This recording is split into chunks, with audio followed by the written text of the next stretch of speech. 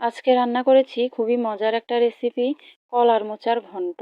মোচাতে আছে প্রচুর পরিমাণে আয়রন। যাদের আয়রনের ঘাটতি আছে তারা কলার মোচা খেতে পারেন। অনেকেই কলার মোচা পছন্দ করে না, কিন্তু এভাবে রান্না করলে যে খায় না সেও বারবার খেতে চাইবে। এভাবে রান্না করলে সত্যিই অনেক দারুণ হয় খেতে। আপনারাও রেসিপিটি ট্রাই করতে পারেন। তো চলুন কথা না বাড়িয়ে রেসিপিটি দেখে নেওয়া যাক। প্রথমে আমরা কলার মোচাগুলোকে ভালো করে বেছে নিয়েছি। ভিতরের শক্ত ডাঁট আর উপরের সাদা পাপড়িটা আমরা ফেলে দিব।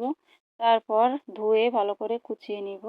এরপর আমরা লবণ হলুদ দিয়ে সিদ্ধ করে নিয়েছি। এবার হাত দিয়ে ভালো করে কচলে নিব। এবার একটা কড়াইতে তেল দিয়ে শুকনো মরিচ, তেজপাতা, গোটা জিরে আর মিক্স করা মশলাটা দিয়ে দিব।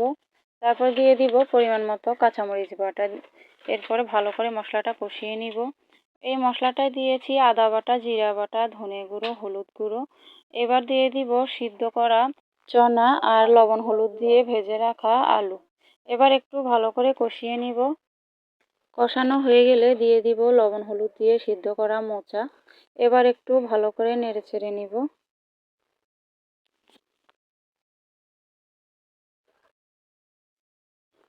ভালো করে একটু কষিয়ে নিব।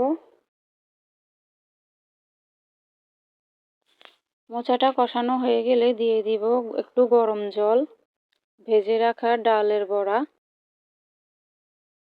এবার ভালো করে নেড়েচেড়ে নিব।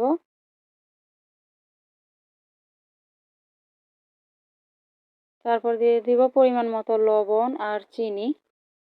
লবণ আর চিনি মিশে গেলে দিয়ে দিব পরিমাণ মতো ঘি আর গরম মশলা বাটা।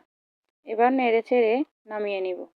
কেমন লাগলো আমার ভিডিওটি সবাই কমেন্ট করে জানাবেন। ভালো লাগলে লাইক দিবেন আর আমার চ্যানেলটি সাবস্ক্রাইব করবেন।